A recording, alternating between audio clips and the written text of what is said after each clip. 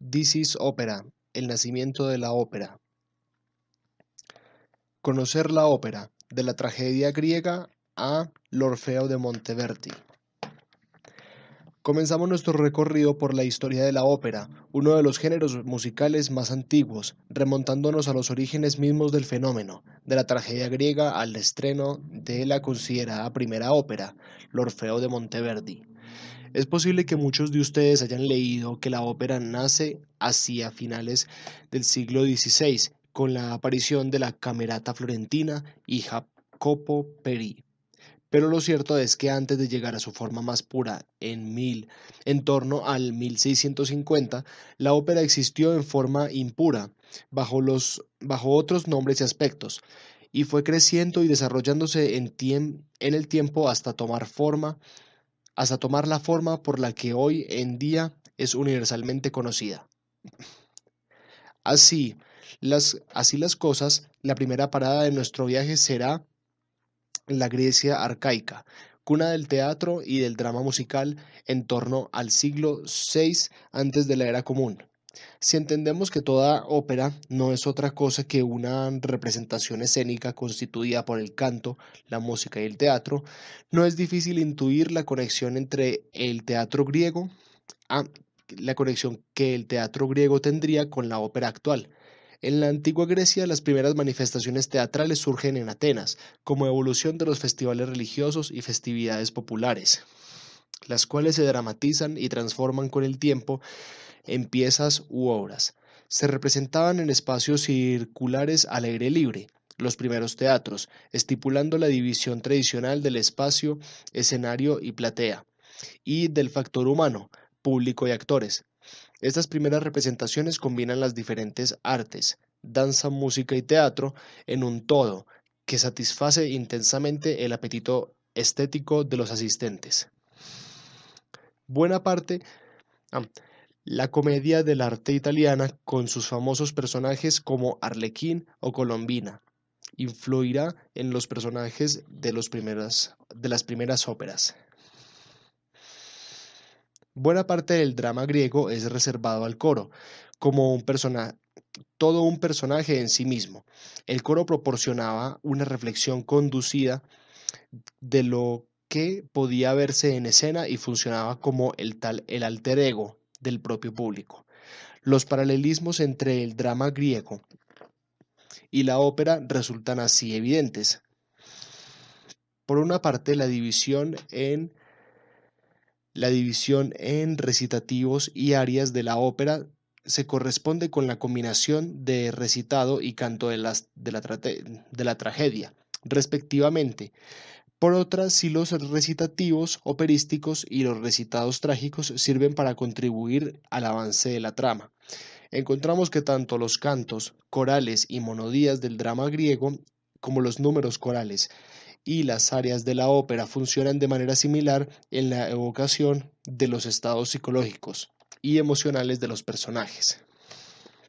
Los antiguos dramas, los antiguos dramas griegos se representaban en teatros como el Odeón de Herodes en Atenas, que gracias a su diseño circular disponían de una magnífica acústica. En la Edad Media, siglos más tarde, encontramos otro ilustre antecedente de la ópera. Hablamos de los dramas litúrgicos medievales que a su vez reciben influencia de la tradición grecorromana y el teatro griego.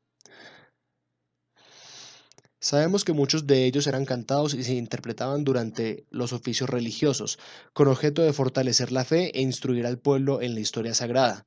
Para ello se entresacaban temas cristianos y marianos de las Sagradas Escrituras.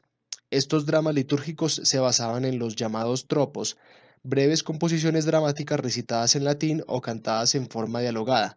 Se escenificaban con una pequeña representación alrededor del altar y tenían un claro propósito didáctico y alegórico. Al igual que en la misa, serán los clérigos quienes se encarguen de su puesta en escena. Si bien con el paso del tiempo el drama litúrgico se mudará de los atrios y altares eclesiásticos a escenarios urbanos tales como cementerios, plazas públicas o mercados. Su manifestación más antigua data del el siglo IX, Abadía de San Galo en Suiza, y dos de sus más conocidos son los hispanos Canto de la Sibila y Misterio del Elche. Seguimos con nuestro repaso por los precedentes de la ópera. Entre la Edad Media y hasta finales del Renacimiento, podemos rastrear en Francia, Inglaterra e Italia algunos de los antecedentes más directos de este género. En primer lugar se destacan los madrigales, canciones profanas y ligeras a 3 o 6 voces típicas de los siglos XV y XVI, que conocerán un gran éxito y cuyas versiones escénicas denominadas comedias madrigalescas o ciclos de madrigales influirán vivamente en el nacimiento de la ópera. Estas, importan personajes de la comedia dell'arte, el teatro italiano popular por excelencia en el siglo XVI, y en ellas se representan enredos amorosos, costumbristas y una música y con enredos amorosos y costumbristas, con una música ligera, desenfadada y humorística, muy a tono con el espíritu de las letras. Una de las comedias de madrigales más famosas fue L'Anfiparnaso de Orazio Bezzi, aunque se considera a Adriano Benchieri como el mayor, sigue en la siguiente página. El misterio de Elche del siglo XV es uno de los dramas litúrgicos más conocidos. En la imagen la Basílica de Santa María de Elche, donde se sigue representando cada año. ¿Desde cuándo la ópera se llama ópera? El término italiano ópera es el plural de la voz latina opus, obra o labor. Si bien se conocerán como tales los dramas musicales auspiciados por la Camerata de Bardi a finales del siglo XVI, Dafne, l'Euridice y muy especialmente l'Orfeo de Monteverdi. El término no entrará en uso hasta mediados del siglo XVII. Hasta entonces se emplearon diversas denominaciones, como stile rappresentativo, en el caso de las óperas de Peri y Caccini, o favola in musica en el caso del Orfeo. Fábula in música. A partir de ese momento, ópera vendrá a designar una obra teatral que combina la música y el canto, el canto y la dramaturgia. Las representaciones de ópera se ofrecerán en teatros acondicionados a tal efecto, y a menudo contarán con el acompañamiento musical en vivo. Aunque es cierto que la ópera forma parte de la tradición de la música occidental, se encuentran ejemplos similares en otras partes del mundo.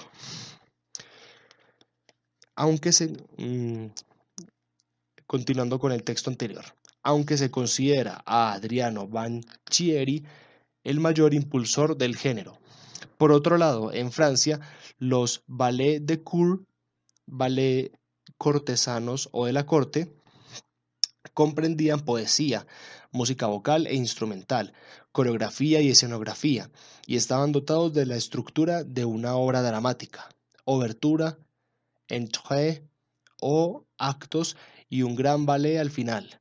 Además contaban con una puesta en escena verdaderamente fastuosa, acorde con su naturaleza palaciega. Sedas y oros eran frecuentes en el diseño de los figurines. El primer y más importante ballet de cour fue el Ballet Comique de la Reine, Ballet Cómico de la Reina, 1582, de unas 6 horas de duración.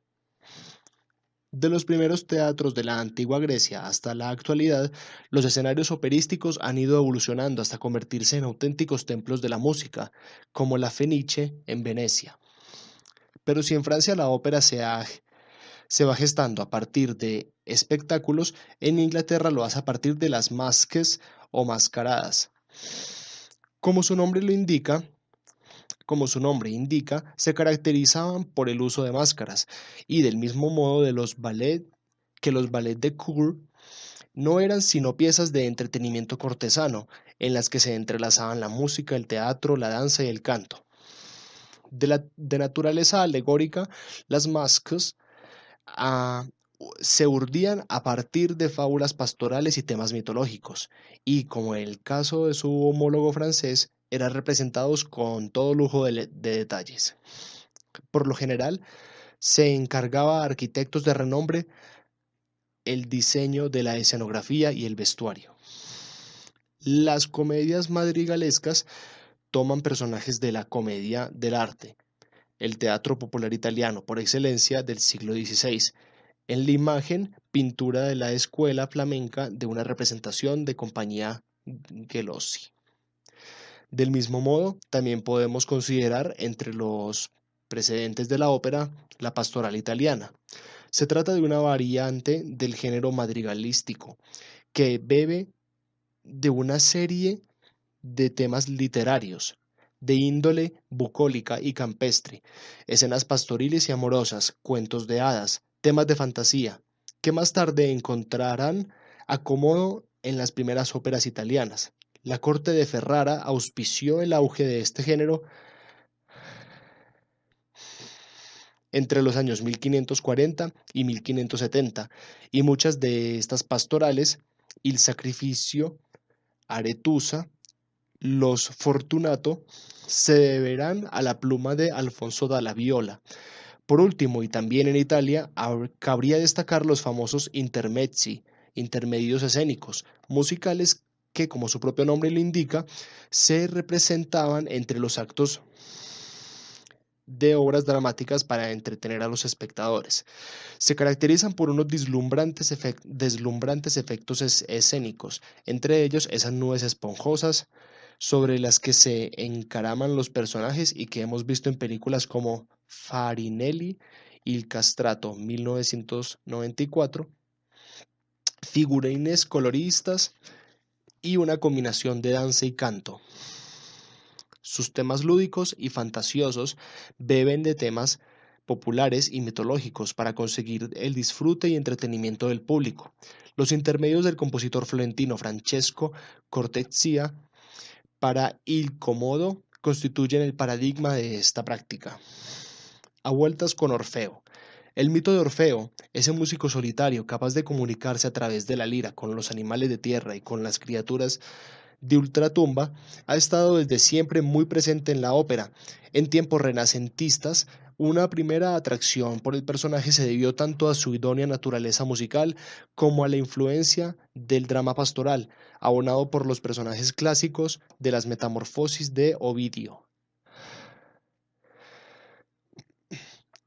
Sin ir más lejos, la historia de amor entre Orfeo y la ninfa Eurídice inspiraría el libreto de L'Euridice, firmado por Ottavio Rinuccini, y que musicalizarían en 1600 Giacomo Peri y Giulio Caccini.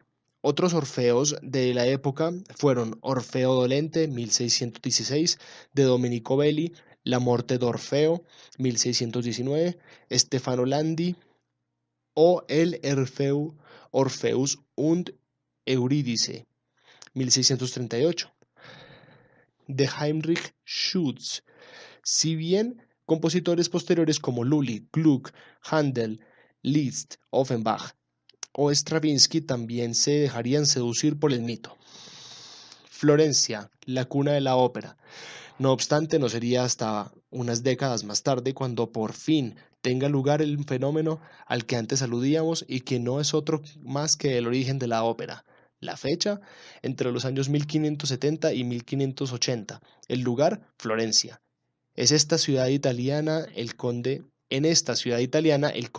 Giovanni de Bardi consolidará la reunión de un círculo de artistas, humanistas, músicos, poetas e intelectuales que en honor a su fundador pasará a ser conocido como la Camerata Florentina o Camerata de Bardi.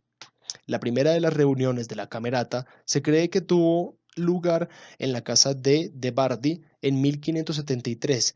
A menudo figuraban entre los invitados algunos de los miembros más respetados de la cultura florentina de la época, como el cantante y compositor Giulio Caccini, el escultor Giovanni Caccini, el patrón y mecenas Pietro Strozzi y el también compositor Emilio de Cavalleri o Vincenzo Galilei. Este último, aparte de ser padre del famoso Galileo Galilei, fue compositor, teórico y editor de algunos fragmentos conservados de la música griega antigua. El laúd fue el instrumento solista más popular del Renacimiento, el resultado ideal para acompañar y enriquecer el canto de las primeras musicalizaciones operísticas. Los objetivos de este distinguido grupo de prohombres florentinos consistieron fundamentalmente en discutir las tendencias artísticas y estéticas de la ópera de la época, sobre todo las concernientes a la música y el teatro, y redescubrir los orígenes de la cultura griega. En definitiva, buscaban sanear la música de su tiempo, que ellos creían corrompida por los excesos de la música polifónica. Inspirados por el historiador Girolamo May, decidieron recuperar la simplicidad de las tragedias y comedias antiguas para devolver a la música la inteligibilidad, el texto cantado y revitalizar así la cultura musical de su tiempo. Pero si bien las investigaciones y los hallazgos de la camerata no tuvieron impacto social que tal vez sus miembros no tuvieron el impacto social que tal vez sus miembros hubieran deseado, el hecho es que estos influyeron decisivamente en la gestación de un nuevo género musical, algo así como la versión 5.0 del drama musical griego. Dafne, del compositor Jacopo Pieri, fue la primera representación operística. Estrenada en 1598, en Florencia solo se conservan algunos fragmentos de su partitura. En la imagen, la estatua de Bernini, de la ninfa, perseguida por Apolo, en la Galería Borghese de Roma. Tomando como referencia a May, las tesis principales de la camerata sostenían que el drama griego era dialogado y cantado, que las partes de canto consistían en una sola línea melódica con acompañamiento instrumental, que la música vocal la música vocal de la antigüedad era silábica, es decir, que a cada sílaba del texto le corresponde una sola nota musical, y que la rítmica de las composiciones estaba fuertemente apoyada en la letra.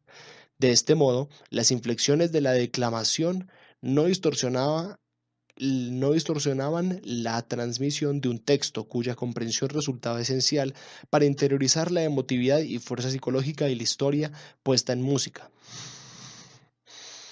Persuadidos por ello, los miembros de la camerata de Barby rechazaron el contrapunto típico de la música polifónica de su época, pues estaban convencidos que ésta, al oscurecer la comprensión del texto, era incapaz de despertar los afectos. Peri versus Caccini. La legendaria rivalidad entre Jacopo Peri y Giulio Caccini, ambos miembros de la camerata florentina, llegó hasta tal punto que ambos compositores intentaron estrenar su propia versión musical del libreto de L'Euridice en tiempo récord. En los prefacios de sus respectivas partituras, que fueron impresas con un año de diferencia, tanto Peri como Caccini sostienen haber sido el primero en adaptar las tradiciones y prácticas musicales contemporáneas de la época a un drama cantado sin interrupción, con objeto de emular la expresividad de la música escénica de los antiguos griegos. No obstante, aunque Caccini publicó su partitura unos meses antes que Peri, la ópera que ha sobrevivido al tiempo es la de este último. Con todo, Caccini escribió al menos una cuarta parte de la versión de Peri, pero en la fecha de su estreno aquel intentó boicotear a su colega, sustituyendo partes de la ópera por otras de su propia cosecha y obligando a los cantantes a interpretarlas. Sus primeras experimentaciones, por lo tanto, consistieron en sencillas musicalizaciones, en las que a cada sílaba le corresponde una nota y cuenta con un acompañamiento de laúd o clave para enriquecer armónicamente el canto, a veces aportando incluso cierta disonancia para subrayar la expresividad de las partes más tensas o dramáticas de la canción. Estas y otras pesquisas darán como resultado un tipo de obra definida por la fácil comprensión del texto, una estructura equilibrada y una relación entre forma y contenido en clara simbiosis. La primera ópera genuina. Hacia 1590, el comerciante Jacopo Corsi, el poeta Ottavio Rinuccini y el compositor Jacopo Pieri continuarán la labor de la Camerata de Barbie entre 1594 y 1597 crearán la primera ópera genuina de la historia. Nos referimos a Dafne de Jacopo Peri y cuyo estreno tuvo lugar en 1598 durante los carnavales venecianos. La obra, inspirada en los mundos mágicos poblados de dioses y semidioses tan de moda en la época, materializaría las invenciones de sus predecesores, con una música silábica sin ornamentaciones, repeticiones de notas, un acompañamiento básico en la línea de bajo y una instrumentación limitada. Será, de hecho, la primera obra escénica completamente cantada, con una trama dividida en escenas. Peri y su libretista Rinuccini se inspiran en los escenarios de los intermezzi para ambientar el mito griego de la naturaleza, contando en la Metamorfosis de Ovidio. El dios Sol, Apolo, persigue a la bella ninfa Dafne tras ser alcanzado por una flecha dorada de Eros, disgustado por el canto y los desplantes de aquel. En su huida, Dafne, quien también ha sido herida por la flecha de Eros, pero de plomo, que en lugar de amor engendra desprecio, implora auxilio a su padre Peneo, dios del río. Este la transforma en laurel para que Apolo no pueda saciar su furia erótica.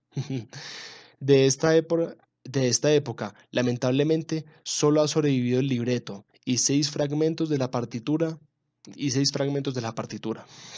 Es sabido que, a pesar de estar acreditada a Peri, Jacopo Corsi empezó a describir la ópera, si bien debido a su amateurismo, se verá abrumado por las dimensiones del proyecto.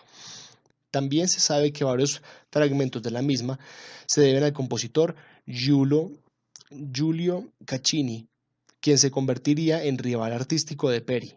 Véase el recuadro de la página anterior. No obstante, y pese a que Dafne está considerada la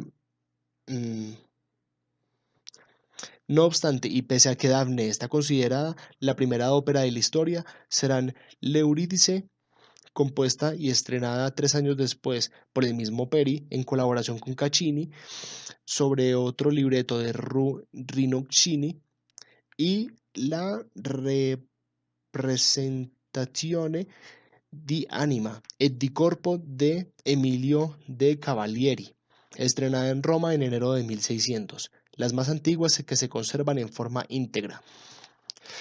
Pues bien, ha llegado el momento de aclarar el malentendido con el que abríamos este primer capítulo de nuestro viaje por la historia de la ópera. Si anteriormente hemos apuntado en términos puramente cronológicos, las primeras óperas que se representaron fueron Dafne, 1598, Rappresentazione di Anima e di Corpo, enero 1600, y L'Euridice, octubre 1600, de Jacopo Pieri. ¿Por qué se sigue considerando a l'Orfeo, 1608, de Monteverdi como el kilómetro cero de la historia del género? Una explicación podría ser que tanto Dafne como l'Euridice son óperas sumamente sencillas, con una base musical muy elemental pensada en servir de apoyo al texto. Otra, en el caso de Dafne, que su parcial estado de conservación no ha permitido representarla y por ello su difusión ha quedado circunscrita al ámbito académico. Además, también es posible que la polémica coautoría de Giulio Caccini y las posibles desavenencias entre Caccini y Peri hayan jugado en contra de la recepción de las primeras óperas. No obstante, lo que a todas luces resulta evidente es que l'Orfeo de Monteverdi está a años luz de ambas en términos de calidad y refinamiento. El padre de la ópera, Monteverdi. Monteverdi, hijo de médico, nació en 1567 en la ciudad de Cremona, cuna de los mejores constructores de violines del mundo.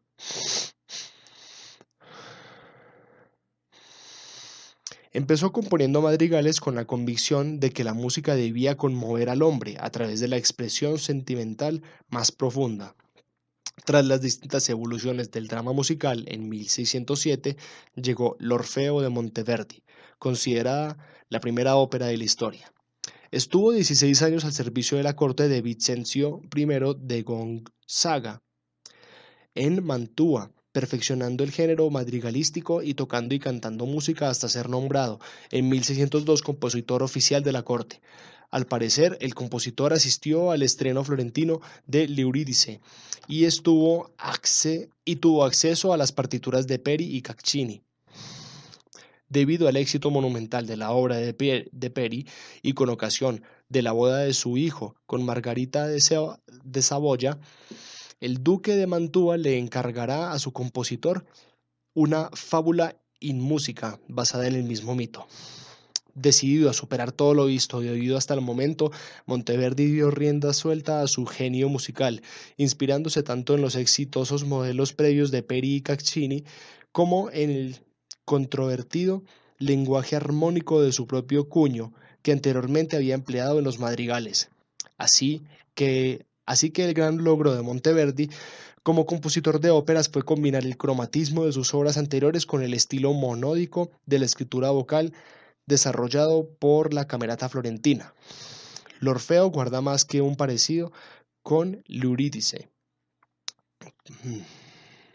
Para empezar, sus personajes son casi los mismos, y aunque en este libreto de Alessandro Strighi, Orfeo no consigue devolver a Eurídice al mundo de los vivos, la versión se cierra igualmente con un final feliz gracias a la mediación de Apolo, quien recompensa a nuestro héroe con un lugar entre las estrellas.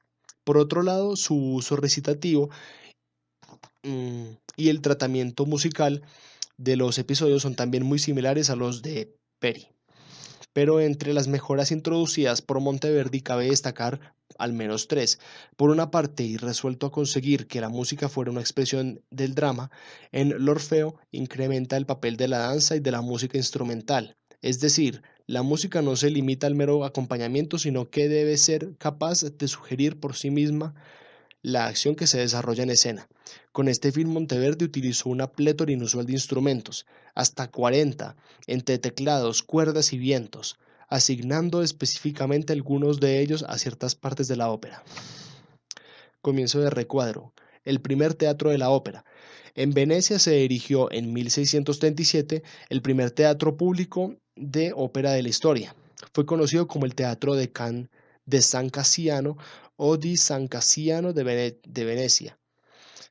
Con él se instauró la tradición de cobrar una entrada para disfrutar del espectáculo.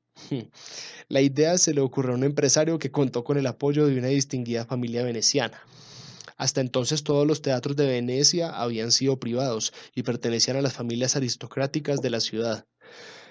El primer edificio fue construido por Andrea Palladio en 1565, cerca del Rialto, pero su estructura de madera quedó arrasada por un incendio, siendo rápidamente sustituida por un edificio de piedra. En San Cassiano se estrenó La Andrómeda de Manelli y Ferrari y varias óperas comerciales.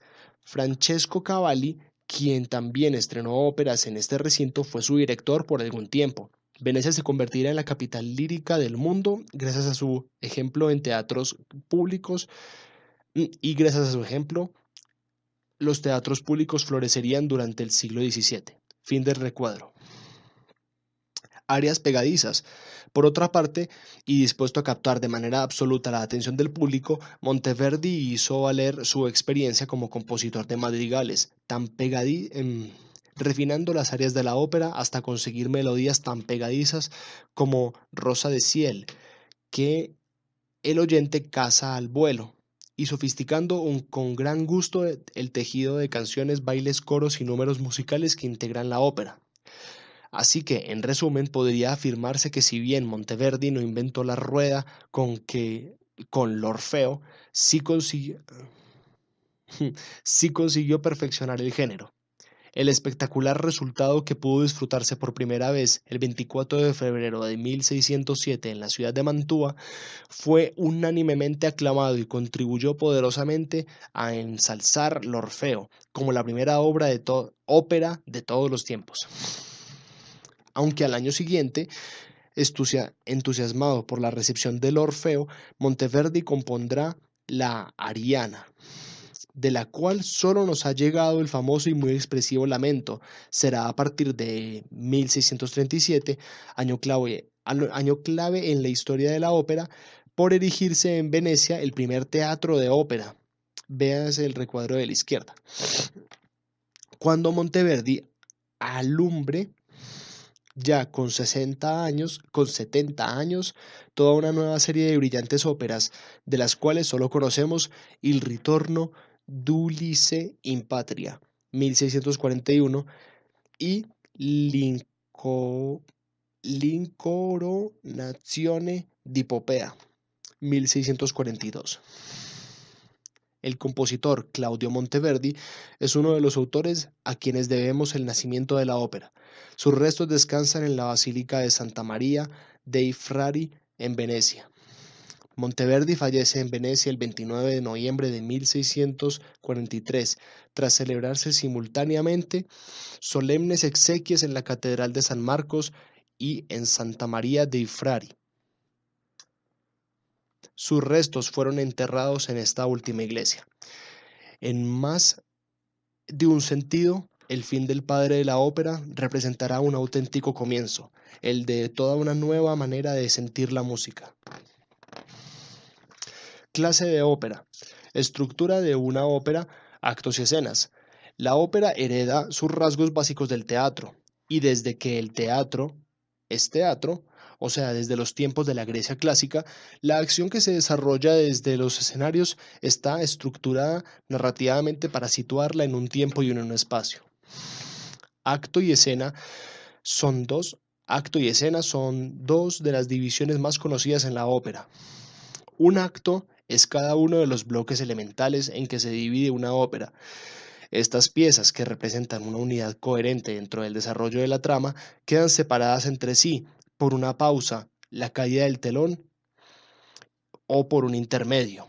Los actos sirven para estructurar la ópera de una manera orgánica, fluida y proporcionada a su duración, de acuerdo con la estructura del drama concebida por Aristóteles en su Poética. Presentación, principio, nudo, medio y desenlace, fin. Los actos trocean la historia para que podamos entender mejor el discurrir de la trama, compartimentándola en función de los puntos calientes de la historia, la muerte de un personaje, una revelación inesperada o un giro importante en los acontecimientos son hechos dramáticos lo suficientemente importantes como para que un libretista decida cambiar de acto, especificando en el libreto la descripción detallada del lugar donde se desarrolla y de los personajes que intervienen en cada uno de ellos. Además, no hay que olvidar que la separación en actos de una ópera responde también a una necesidad funcional. Las pausas entre uno y otro sirven a los cantantes para reposar la voz y al equipo técnico para acondicionar el escenario con los elementos del siguiente acto e introducir los cambios escenográficos pertinentes. Cierto es que ni todas las óperas constan de 3 actos, ni todas están secuenciadas de esta manera, pero tradicionalmente esta estructura constituye el engranaje básico del drama. Los 3 actos de Rigoletto verdiano, por ejemplo, son un excelente ejemplo del paradigma aristotélico. Un acto está dividido en escenas. A diferencia del acto, estas suelen ocurrir dentro de la misma unidad de espacio-temporal. Las separaciones entre una y otra nunca quedan tan rotundamente definidas como las de los actos, si bien demarcan acciones diferentes que hacen evolucionar la trama. Aunque las escenas no se parten con caídas de telón o apagones de luces, como es el caso de los actos, a menudo quedan segmentadas por la entrada y salida en escena de un personaje, como un criado replicando una campanilla o un noble furioso haciendo aspavientos. Evidentemente, y en calidad de componentes del acto, Las escenas son más breves y dependen esencialmente de una acción concreta de uno o varios personajes ponen en marcha y que forma parte del entramado de la obra. Además, pueden resultar significativas tanto a nivel episódico como condicionante, detonante o reactivo de un hecho más trascendental en la trama. O sea que para que una escena pueda ser considerada como tal, ha de precisar de un alguien, un personaje, haciendo algo en un sitio concreto, lugar. Mientras que durante la primera mitad del barroco el número de escenas podía rondar las 10 o 15 de media por acto, como es el caso de Orlando Furioso de Vivaldi. Con el paso del tiempo, estas crecieron en extensión. Se han estructurado. Ah, Estas crecieron en extensión, se estructuraron en varios números y cobraron sentido como hechos significativos dentro de la acción. Si bien desde el Renacimiento hasta el siglo XVIII las obras operísticas se dividieron en 5 o más actos como l'Orfeo de Monteverdi o Teseo de Händel, a partir del siglo XIX se tendió a una partición en uno, dos, tres o cuatro actos. Fue la excepción.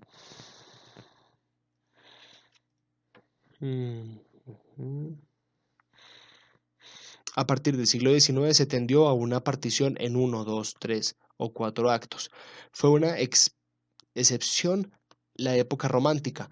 Fausto de Gounod o Don Carlo de Verdi tienen 5 actos. Actualmente no es extraño encontrar óperas claramente amorfas en su estructura o diseñadas como un fluido escénico continuo, como Massacre 2003 de Wolfgang Mitterer o Niebla 2007 de Elena Mendoza. De hecho, los actos tienden a desaparecer y quedan en el aire una serie de escenas desnudas que caracterizan el teatro sonoro actual. En fin.